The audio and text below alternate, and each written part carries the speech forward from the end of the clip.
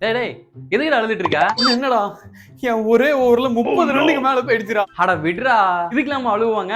எங்க டீம்ல எஸ்ஐஎல் இருக்கானே, அவன் ஒரே ஓவர்ல 5 6 அடிச்சானுங்க. ஆனா இப்ப பாரு ஆர்சிபில கம்பேக் கொடுத்து அவன் தான் மெயின் பவுலரா இருக்கான். அப்புறம் ஹர்ஷல் பட்டேல் எடுத்துக்க, அவன் ஒரே ஓவர்ல 37 ரன் அடிச்சானுங்க. அடுத்த சீசன்ல வந்து பர்பிள் கேப் வாங்கினால அந்த மாதிரி நல்லா தைரியமா மோட்டிவேட் ஆகிடுறா.